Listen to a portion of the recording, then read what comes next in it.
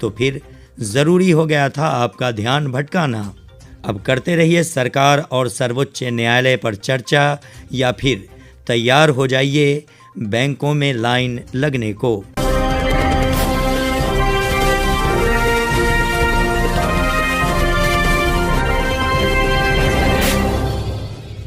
नमस्कार, ट्रूसैक खबर में आपका स्वागत है। कुछ निजी और अति आवश्यक कार्यों के तहत चंद दिनों तक आपकी सेवा में उपस्थित नहीं हो सका, जिसके लिए क्षमा चाहता हूं। और अब आता हूं आज के विषय पर। इन दिनों भाजपा में बौखलाहट साफ देखी जा रही है और कर्नाटक विधानसभा चुनाव में मिली करारी हार का ही ये परिणाम है, जब मोदी मैजिक किसी काम नहीं आ सका। बता दें कि कर्नाटक की जनता ने भाजपा सरकार को पूरी तरह नकार दिया और कांग्रेस को अपार बहुमत दिया है। इस चुनाव परिणाम ने ये सिद्ध किया कि मोदी मैजिक का सम्मोहन टूटता जा रहा है और जनता में उनकी स्वीकार्यता निरंतर कम होती जा रही है। अब ऐसे में मोदी की बेचैनी का बढ़ना अवश्यंभावी है, और इस बेचैनी की कीमत कौन चुकाएगा? वही मध्यम वर्गीय जनता, जो मोदी के शीर्ष सत्ता में आने से लेकर अब तक चुकाती आ रही है। ये वही सामान्य मध्यम वर्गीय जनता है जो प्रधानमंत्री के हर फैसले को मास्टर स्ट्रोक बताती है। तो एक बार फिर मोदी ने मास्टर स्ट्रोक लगाया है, और ये रात 8 बजे टीवी स्क्रीन पर आकर नहीं, अपितु आरबीआई के माध्यम से हुआ है। यानी 2000 के नोटों को चलन से बाहर करने का फैसला, और एक निश्चित अवधि 30 सितंबर तक इन्हें बैंकों में जमा कराया जा सकता है। उसके बाद 2000 के ये नोट कागज़ का एक टुकड़ा मात्र रह जाएंगे। आप सोच रहे होंगे कि मोदी ने ये फैसला यूं ही अचानक कैसे ले लिया। आप सोचते रहिए, लेकिन प्रधानमंत्री मोदी को ऐसे फैसलों के लिए दशकों तक जाना जाता रहेगा। ये कहे जाने में कोई अतिशयोक्ति नहीं कि मोदी सरकार से स्थिरता की उम्मीद करना बेमानी सा है।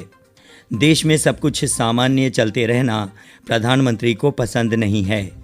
जैसे ही आमजन सामान्य होने लगता है, मोदी जी का कोई न कोई मास्टर स्ट्रोक सामने आ जाता है और लोग अपनी पिछली सभी समस्याओं को भूलकर आने वाली नई समस्या के समाधान में जुट जाते हैं।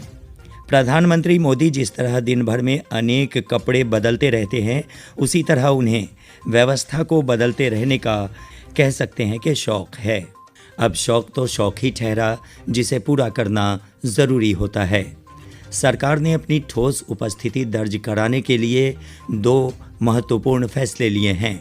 पहला, 2000 के रुपयों को चलन से बाहर कर वापस लेने का, और दूसरा, दिल्ली सरकार के विरुद्ध ऑर्डिनेंस लाना। तो पहले चर्चा 2000 के नोटों को सर्कुलेशन से बाहर किए जाने पर। याद कीजिए, मोदी सरकार द्वारा 8 नवंबर 2016 ईस्वी को देश में नोटबंदी की गई थी। रात 8 बजे प्रधानमंत्री मोदी ने टीवी स्क्रीन पर आकर ये ऐलान किया था। फिर हम और आप सभी ने तो बैंकों के धक्के खाए थे। नोटबंदी को लेकर क्या तर्क दिए गए थे, याद ही होंगे कि भ्रष्टाचार पर लगाम लगेगी। तो आप देख ही रहे होंगे कि भ्रष्टाचार पर इतना लगाम लग गया कि अब भ्रष्टाचारी शायद ढूंढने से भी न मिले।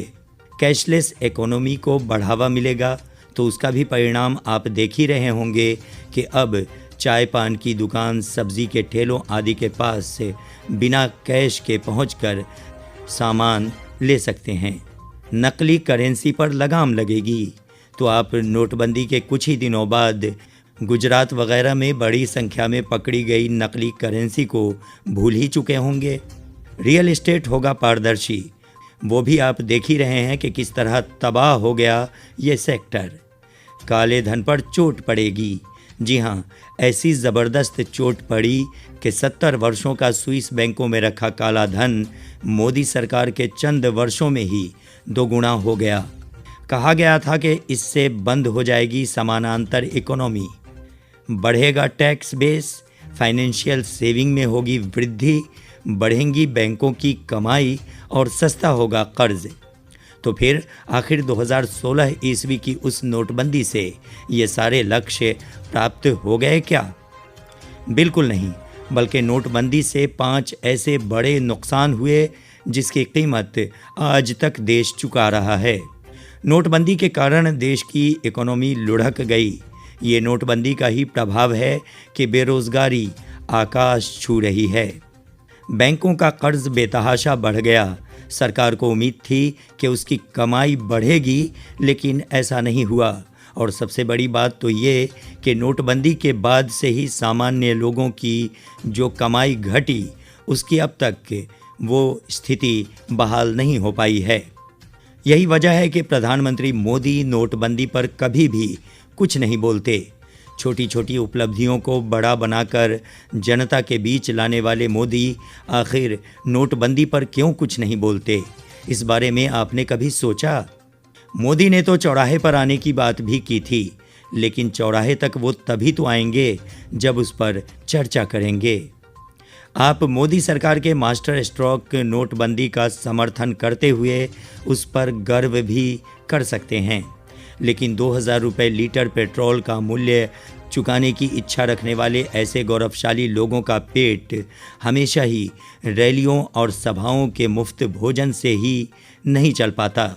उन्हें घर पर भी भोजन की आवश्यकता होती है, और वो भी अब मिर्ज़ा गालिब के उस शेर के महत्व को समझने लगे हैं कि हमको मालूम है जन्नत की हकीकत, लेकिन दिल के बहलाने को गालिब ये ख्याल अच्छा है। मोदी सरकार के फैसले यकीनन दिल को बहलाने के लिए बहुत ही अच्छे होते हैं, लेकिन धरातल पर आने वाले उन्हीं फैसलों के कारण आज देश के 80-85 करोड़ लोग मुफ्त के 5 किलो अनाज लेने पर विवश हो गए हैं। याद कीजिए, 2016 ईस्वी में 2000 के नए नोट लाने पर सरकार का तर्क था कि इससे जमाखोरी और काले धन पर रोक लगेगी, और अब उसी नोट को इसलिए बंद किया जा रहा है कि इस फैसले से उन्हीं पिछले उद्देश्यों को पूरा किया जा सकेगा। यानी 2000 के नोट लाए गए थे, जिन उद्देश्यों को प्राप्त करने के लिए अब हटाए जा रहे हैं, उन्हीं उद्देश्यों की पूर्ति करने हेतु।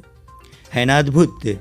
और मूर्ख बन रही जनता, जिसे अपनी जायज़ कमाई की पोटली बांधकर बैंकों के लगाने होंगे चक्कर। लॉकडाउन, जीएसटी जैसा एक अदूरदर्शिता और चिंतन के बिना लिया गया फैसला आम जनता को फिर बैंकों के सामने खड़ा करने पर मजबूर कर रहा, और हम जयकारे के साथ उसे स्वीकार भी कर रहे हैं। नोटबंदी के फौरन बाद राहुल गांधी ने उसे ड्रामा बताया था। उन्होंने कहा था कि इससे लोगों की परेशानियां बढ़ रही हैं, और भ्रष्टाचार पर जो लगाम की बात की जा रही है वो केवल हवाई है। राहुल गांधी ने यह भी कहा था कि नोटबंदी 99% ईमानदार लोगों पर बमबारी है, न कि ये सर्जिकल स्ट्राइक है। लेकिन तब तक राहुल गांधी की छवि बिगाड़ने के लिए करोड़ों रुपए खर्च किए जा चुके थे, इसलिए उस समय उनकी बातों पर कोई ध्यान ही क्यों देता। अब 2000 के नोट चलन से बाहर किए जाने पर कांग्रेस सवाल खड़े कर रही है। जयराम रमेश ने कहा है कि तथाकथित स्वयंसेवी विश्व गुरु पहले करते हैं फिर सोचते हैं। हम हिंदी पट्टी के लोग सहनशीलता में कोई जवाब नहीं रखते। हमारी ये अवधारणा बन चुकी है कि मोदी जी ने किया है तो ठीक ही किया है। मोदी जी द्वारा लिए गए फैसले से हमारा रोज़गार ख़त्म हो जाए, हम आर्थिक तंगी में आ जाएं, हमें भोजन के लाले पड़ने लगें, किंतु हम मोदी जी के कामों पर उंगलियां नहीं उठा सकते। बल्कि हम तो तर्क देने लगते हैं कि 5 किलो अनाज मुफ्त में मिल रहा है। ये तर्क देते हुए हम भूल जाते हैं कि उस अनाज के लिए हमें क्या कीमतें चुकानी पड़ रही हैं। हम भूल जाते हैं कि 400 का गैस सिलेंडर 1200 में लेना पड़ रहा है। हर भोज्य पदार्थ जैसे आटा, चावल, दाल और तेल पर क्या मूल्य चुकाने पड़ रहे हैं। सस्ते में प्राप्त खनिज तेल की हमें क्या कीमत चुकानी पड़ रही है। हमारे बच्चों के स्कूल उनसे कितने दूर होते जा रहे हैं। हम मानसिक रूप से इतने दिवालिया हो चुके हैं कि जब तक हम उनके धार्मिक स्थलों पर ध्वज न फहरा लें, हमारा धार्मिक अनुष्ठान पूरा ही नहीं होता। हमें इतना जानने की आवश्यकता ही क्या कि संसार में हमारे धर्म के अलावा भी 300 से अधिक धर्म हैं और सबकी अपनी अपनी तरह की पूजा पद्धतियां भी हैं। हम ये भी भूल जाते हैं कि हमारे धर्म के अनुयायियों से भी अधिक संख्या वाले अनेक धर्म इस संसार में फल फूल रहे हैं। लेकिन दक्षिण पट्टी के लोग यूं ही हमसे अनेक मामलों में आगे नहीं बढ़ गए। वो समझ रहे और तेज़ी से समझ रहे हैं कि उनके साथ कौन सा खेल हो रहा है, वे किस दिशा में जा रहे हैं। साथ ही उन्हें ये भी पता चल चुका है कि देश का धन किन चुनिंदा उद्योगपतियों तक पहुंच रहा है। अगर ऐसा न होता तो कर्नाटक में प्रधानमंत्री मोदी और गृह मंत्री अमित शाह के रोड शोज आदि की हवा न निकलती और बड़ी पराजय का सामना नहीं करना पड़ता।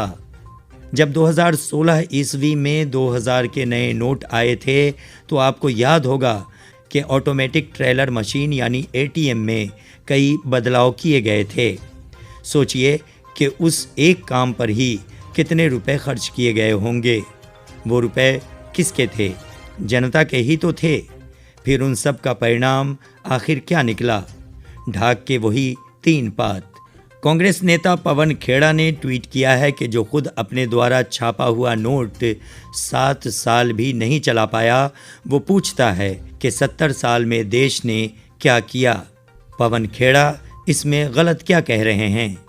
जयराम रमेश का कहना तर्कसंगत लग रहा कि तथाकथित स्वयंसेवी विश्वगुरु पहले करते हैं फिर सोचते हैं, और फिर ये गारंटी कौन लेगा कि अब जमाखोरी एवं काले धन में वृद्धि नहीं होगी। लेकिन हमें इससे कोई फर्क नहीं पड़ता, चूँकि मोदी जी या उनकी सरकार ने लाइन में लगने को कहा है, इसलिए आंखें बंद करके हमें लाइन में लगना है।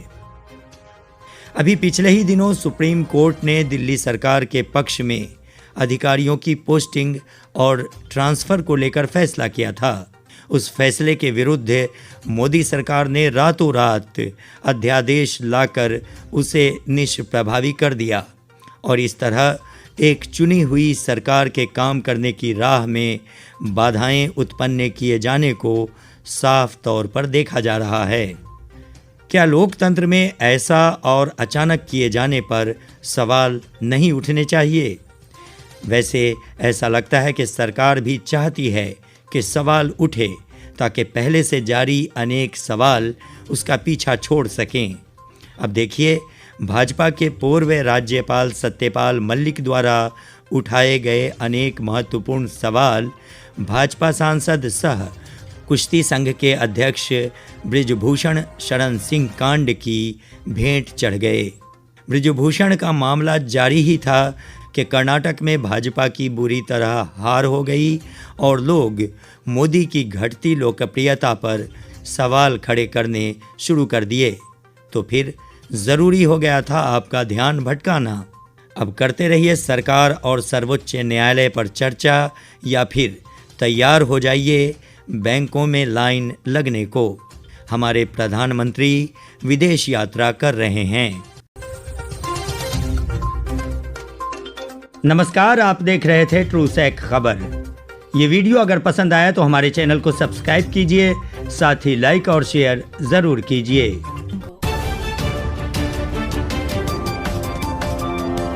ट्रूसैक खबर, ताकि सच पे रहे आपकी नज़र।